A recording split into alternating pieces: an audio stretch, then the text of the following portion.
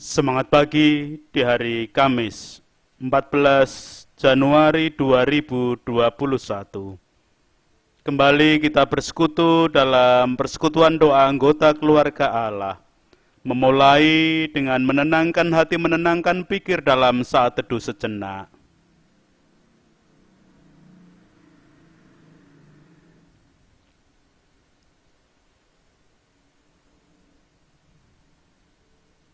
Pertolongan kita hanya berasal dari Allah yang telah menciptakan langit bumi beserta segala isinya.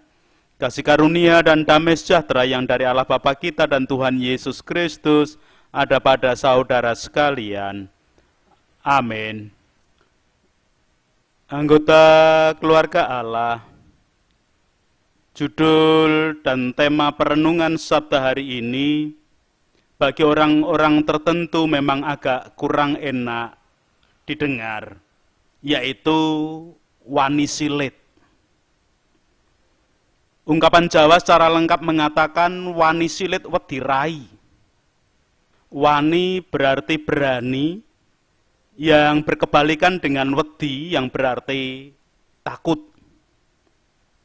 Silit adalah bagian organ tubuh manusia yang digunakan untuk membuang sisa pencernakan yang biasa disebut dubur. Sedangkan rai berarti wajah atau muka. Ungkapan wani silit wedi rai menggambarkan tentang seseorang yang berani mengatakan berbagai hal buruk tentang seseorang tatkala tidak ada orangnya. Tetapi jika ada yang bersangkutan tidak berani mengatakan keburukan dimaksud. Anggota keluarga Allah memang dalam ungkapan Jawa, wani silit wedi rai berorientasi negatif untuk menunjuk orang yang suka ngerumpi dan membicarakan orang lain. Sedang yang digunakan pada judul perenungan hari ini hanya diambil wani silit, yang berarti berani menyatakan dan mengungkapkan keburukan seseorang. Rasul Paulus pernah berani menyatakan keburukan dari sebagian orang-orang Korintus, tetapi tidak di depan mereka. Leksionari bacaan kedua hari ini memberikan kesaksian tentang apa yang dilakukan Rasul Paulus tersebut. Surat 2 Korintus pasal yang ke-10, ayatnya pertama sampai dengan 11 demikian. Aku, Paulus, seorang yang tidak berani bila berhadapan muka dengan kamu, tetapi berani terhadap kamu bila berjauhan. Aku memperingatkan kamu demi Kristus yang lemah lembut dan ramah. Aku meminta kepada kamu, jangan kamu memaksa aku untuk menunjukkan keberanianku dari dekat, sebagaimana aku berniat bertindak keras terhadap orang-orang tertentu yang menyangka bahwa kami hidup secara duniawi. Memang kami masih hidup di dunia, tetapi kami tidak berjuang secara duniawi. Karena senjata kami dalam perjuangan bukanlah senjata duniawi, melainkan senjata yang diperlengkapi dengan kuasa Allah yang sanggup untuk meruntuhkan benteng-benteng. Kami mematahkan setiap siasat orang dan merubuhkan setiap kubu yang dibangun oleh keangkuhan manusia untuk menentang pengenalan akan Allah. Kami menawan segala pikiran dan menaklukkannya kepada Kristus, dan kami siap sedia juga untuk menghukum setiap kedurhakaan bila ketaatan kamu telah menjadi sempurna. Tengoklah yang nyata di depan mata kamu. Kalau ada seorang benar-benar yakin bahwa ia adalah milik Kristus, hendaklah ia berpikir di dalam hatinya bahwa kami juga adalah milik Kristus sama seperti dia. Bahkan, jikalau aku agak berlebih-lebihan bermegah atas kuasa yang dikaruniakan Tuhan kepada kami untuk membangun dan bukan untuk meruntuhkan kamu, maka dalam hal itu aku akan mendapat malu. Tetapi aku tidak mau kelihatan seolah-olah aku menakut-nakuti kamu dengan surat-suratku. Sebab kata orang, surat-suratnya memang tegas dan keras. Tetapi bila berhadapan muka, sikapnya lemah dan perkataan-perkataannya tidak berarti. Tetapi hendaklah orang-orang yang berkata demikian menginsafi bahwa tindakan kami bila berhadapan muka sama seperti perkataan kami dalam surat-surat kami bila tidak berhadapan muka. Demikian kesaksian surat 2 Korintus. Anggota keluarga Allah, seolah Rasul Paulus sedang melakukan wanisilit. Tetapi hal yang membedakan tentang apa yang dilakukan Rasul Paulus dengan manusia secara umum. Wanisilit wetirai yang seringkali dilakukan oleh banyak orang, sekali lagi berorientasi negatif, hanya untuk menjelek-jelekan orang lain. Keburukan yang diomongkan dalam wanisilit wetirai belum tentu terjadi dalam kehidupan nyata. Bisa jadi hanya gosip. Sedangkan yang dilakukan Rasul Paulus dalam wanisilit adalah untuk menyatakan kebenaran. Jadi hal-hal buruk yang diomongkan oleh Rasul Paulus adalah hal yang sesungguhnya terjadi dan disertai ajakan untuk berubah dari keburukan dimaksud. Untuk itulah Rasul Paulus mengatakan di dalam ayat 1 dan 2, aku, Paulus, seorang yang tidak berani berhadapan muka dengan kamu, tetapi berani terhadap kamu bila berjauhan. Aku memperingatkan kamu demi Kristus yang lemah, lembut, dan ramah. Aku meminta kepada kamu, jangan kamu memaksa aku untuk menunjukkan keberanianku dari dekat, sebagaimana aku berniat bertindak keras terhadap orang-orang tertentu yang menyangka bahwa kami hidup secara duniawi. Anggota keluarga Allah, Rasul Paulus menyatakan bahwa ada di antara orang-orang Korintus yang berusaha memfitnah Rasul Paulus melakukan karya pelayanan dengan motivasi duniawi. Anggota keluarga Allah, banyak motivasi duniawi yang sering mengikat manusia dalam hidup. Misalnya, kekayaan, ketenaran, pujian dari manusia, dan lain sebagainya. Dan Rasul Paulus dalam hal ini menyatakan bahwa itu hanya fitnahan. Dalam hal ini sebenarnya yang sedang melakukan wanisilit wetirai adalah bagian orang-orang di Korintus yang memfitnah dengan menuduh bahwa pelayanan Rasul Paulus bermotivasi duniawi. Melawan fitnahan demikian, Rasul Paulus menyatakan di dalam ayat 3 dan 4, memang kami masih hidup di dunia, tetapi kami tidak berjuang secara duniawi. Karena senjata kami dalam perjuangan bukanlah senjata duniawi, melainkan senjata yang diperlengkapi dengan kuasa Allah yang sanggup untuk meruntuhkan benteng-benteng. Anggota keluarga Allah, Rasul Paulus menegaskan bahwa menggunakan perlengkapan senjata Allah, manusia bisa mematahkan motivasi duniawi, baik bagi dirinya sendiri ataupun bagi orang-orang yang sedang memfitnahnya. Kami mematahkan setiap siasat orang dan merubuhkan setiap kubu yang dibangun oleh keangkuhan manusia untuk menentang pengenalan akan Allah. Kami menawan segala pikiran dan menaklukkannya kepada Kristus. Dan kami siap sedia juga untuk menghukum setiap kedurhakaan bila ketaatan kamu telah menjadi sempurna. Anggota keluarga Allah, Rasul Paulus juga mengingatkan orang-orang Korintus secara keseluruhan baik mereka yang sedang memfitnah ataupun mereka yang tidak mau memfitnah Paulus, agar mereka memperhatikan dengan sungguh apa yang ada di depan mata. Bahwa percaya kepada Kristus harusnya antara apa yang ada di dalam hati, pikiran, serta tindakan harus sama, yaitu kesaksian tentang kuasa Kristus. Jika ada salah satu unsur yang tidak imbang antara hati, pikiran, dan tindakan yang tidak mencerminkan kesaksian tentang kuasa Kristus, orang yang demikian akan runtuh dan bahkan mendapat malu. Dalam hal ini, Rasul Paulus berani menyatakan bahwa dia menggunakan hati, pikir, dan tindakan untuk memberikan kesaksian tentang kuasa Kristus.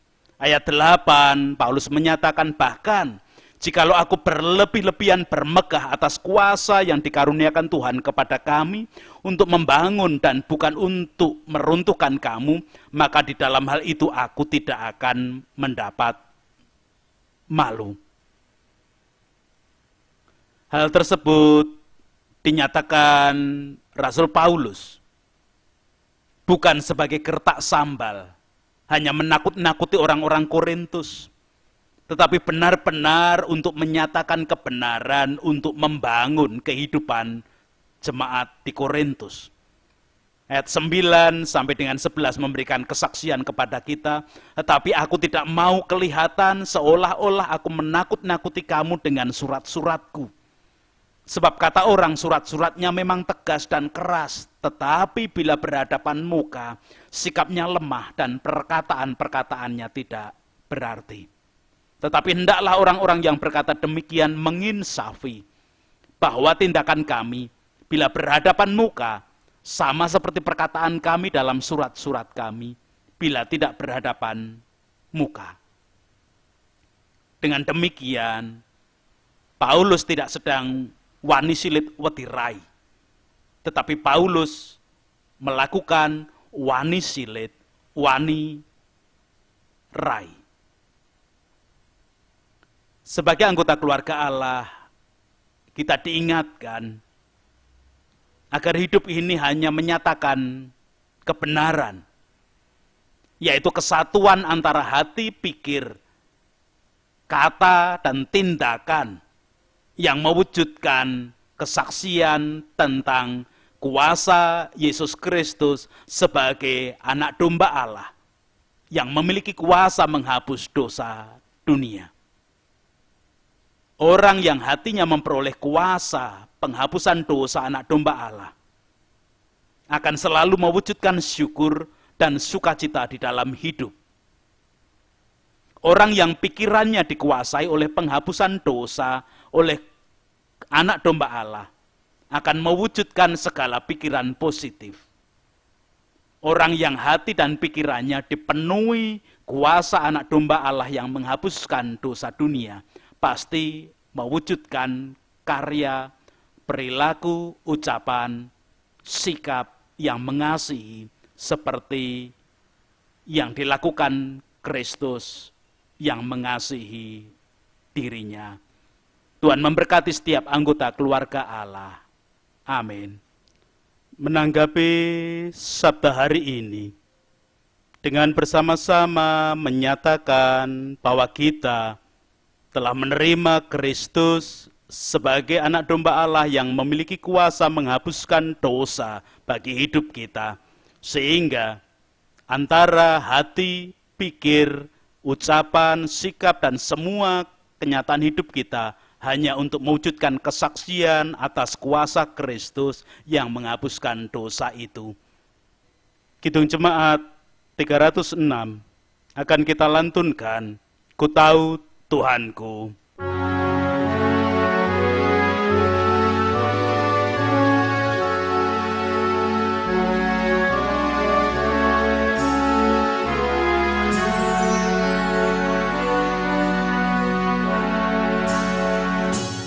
Ku tahu Tuhanku,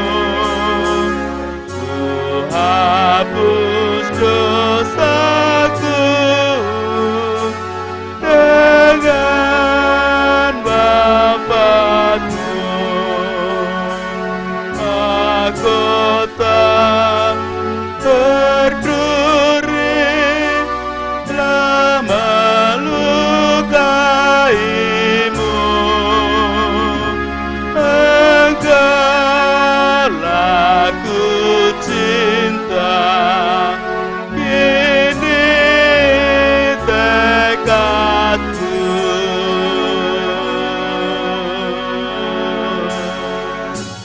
Tetap kau ku cinta sampai ajalku. Ku puji namamu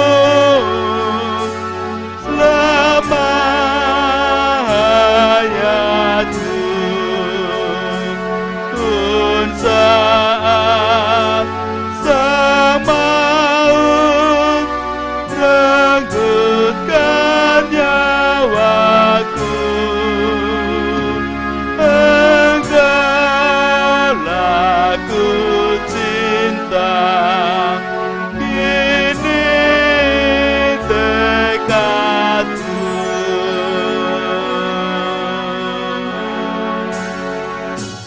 Di rumah mulia kekal abadi, ku puji namamu tiada henti. Dengan sukacita ku akan berseru, engkaulah ku cinta, kini tekadku.